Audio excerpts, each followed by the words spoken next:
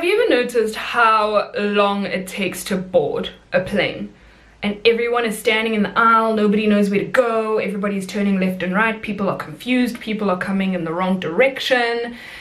Yeah, this is hopefully going to help you make sure that that doesn't happen in your next flight. Good morning everybody and welcome back to my channel. It's me, Andy, and today I'm going to help you board better. Every now and again I like to make videos to help you be a better passenger. And today I'm going to be telling you how you can make the boarding process just a little bit easier and quicker for your next flight. If you find this video educational and or entertaining, please give it a thumbs up and don't forget to hit that subscribe button so that you don't miss any more of my content. Let's get into today's video. So I have 8 tips for you as a passenger to help make your boarding experience just so much easier, so much quicker, and also it'll just take a little bit of stress off of your flight attendant because, you know, gotta help a sister. My first tip for you is to please take your earphones off. And I don't mean once the flight attendant asks you to take your earphones off, I mean once they call for boarding for your flight. Take your earphones off, put them in your pocket, put them in your bag, put them wherever you need to put them that is not in your ears, because it'll just make life so much easier. You will hear what the flight attendant is saying to you, you will hear when she is greeting you, which is, you know, a nice thing so that you can greet her back. It'll help you hear all of the announcements. And I know a lot of us don't like being bothered when we get on a plane and being told to take something off or put something on or do this or do that. So just take it off just to make your life easier so that nobody is constantly bothering you, telling you to switch your cell phone off or take your earphones off or whatever the case may be. Number 2, pay attention to your seat number. If you are seated in 8B, then pay attention once you're getting on the plane that you are now passing row 3, now you're passing row 4, now you're passing row 5. You know, I have seen so many passengers who have been seated, let's say, in row 4, just keep walking. Just keep walking. And when they're at like row 21, then they realize, oh, I think I'm too far. I can't find row 4. What? Then they have to turn around and walk in the opposite direction of the traffic, and now everyone is like squeezing past each other and like going into the aisle and going over the seats and this and that just to try to get back to your seat.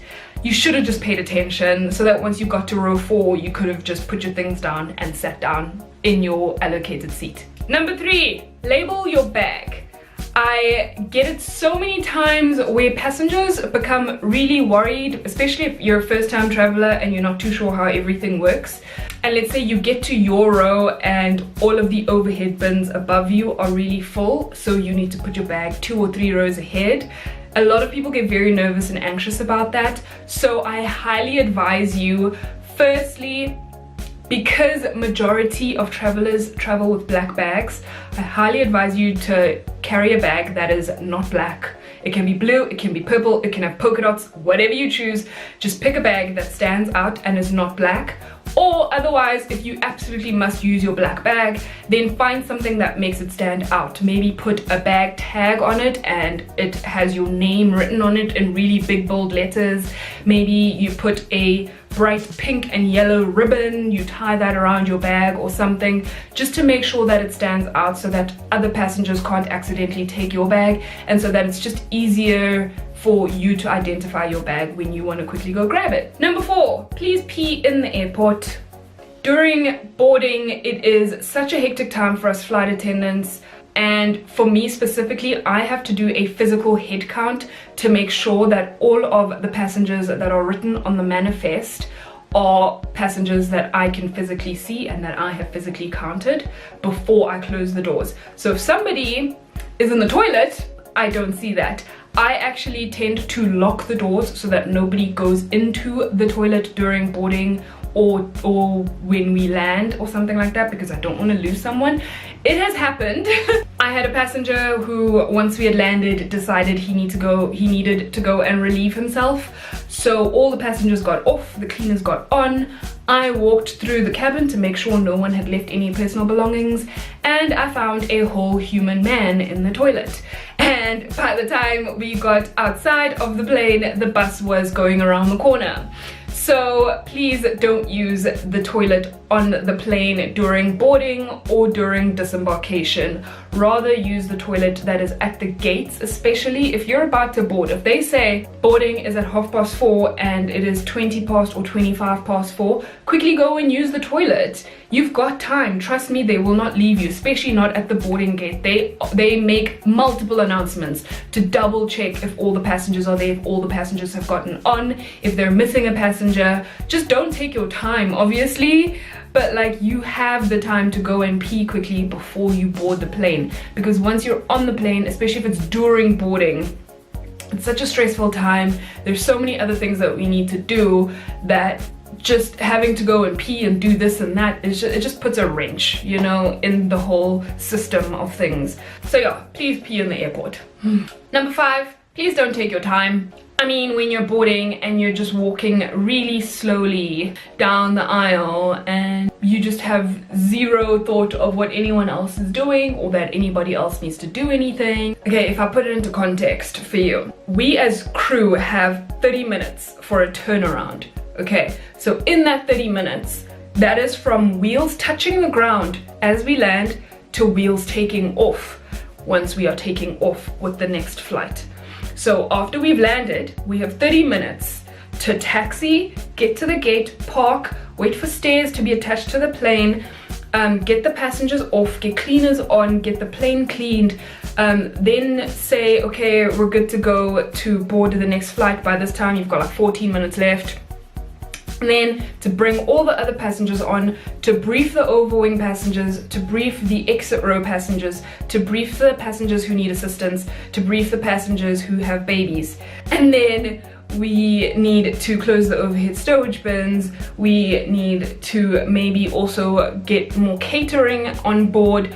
We need to close the door. We need to do the safety demonstration. We need to get tugged back and then taxi back to the runway and then take off. That all has to happen in 30 minutes. But sometimes, like, you know, things can happen a little bit faster than what they do. So I just urge you all to just be a little bit more thoughtful the next time you're on a plane and just try to be more efficient. Which leads me to my next point, number 6, and that is to please just sit down.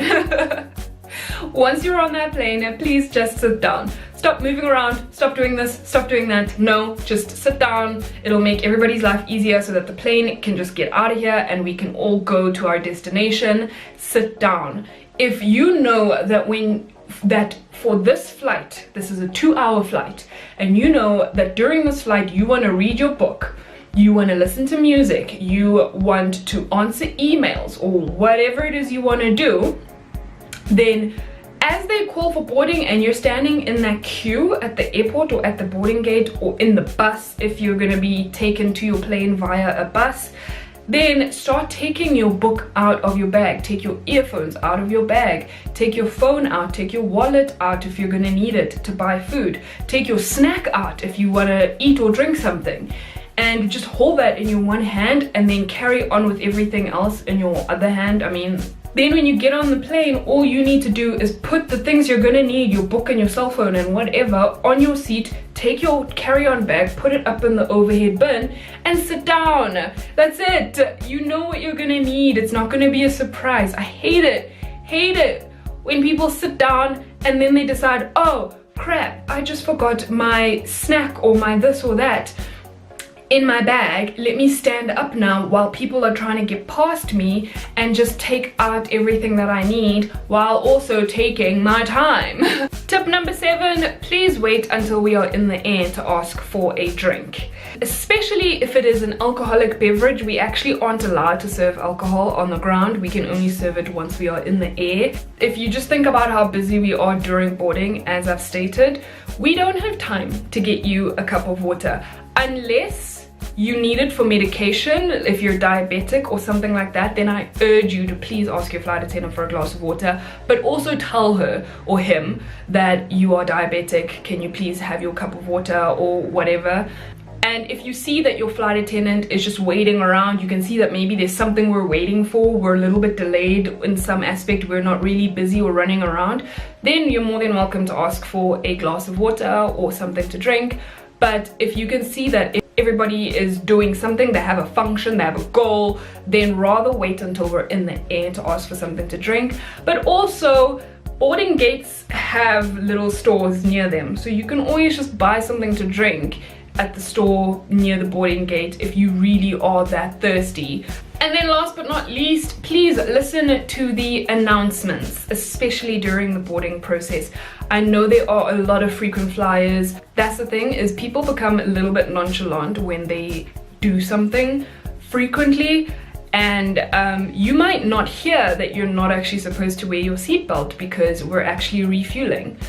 And you just go on ignorantly, sit down and put your seatbelt on, and then maybe the fuel truck spills some fuel and the wing just comes up in flames. Who's gonna get off that plane first? Not the person who put their seatbelt on because they didn't listen to the announcement.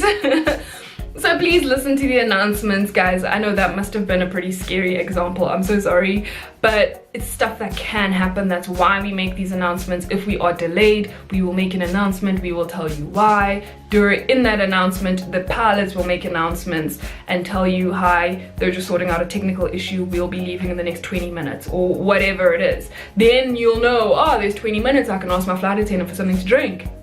See? Let's all help each other, guys. This is just to help you guys, especially with the announcements and stuff. Safety is everybody's first priority when it comes to the aviation industry. So I urge you all to please just listen up and be more efficient and be more careful and just be nicer to your flight crew. Obviously, with recent events, there are things that are out of everybody's control and tragedies may or may not happen. But in the interest of everybody's safety, please just listen to your announcements, listen to your flight attendants and your crew, and they will try their hardest to get you home safely to your family and to your friends. Thank you all for watching this video. That's it from me. I hope that these tips were helpful to you. If you enjoyed this video, please don't forget to hit that thumbs up button. I will see you all on the next one. Please don't forget to spread good vibes and be kind. Bye bye.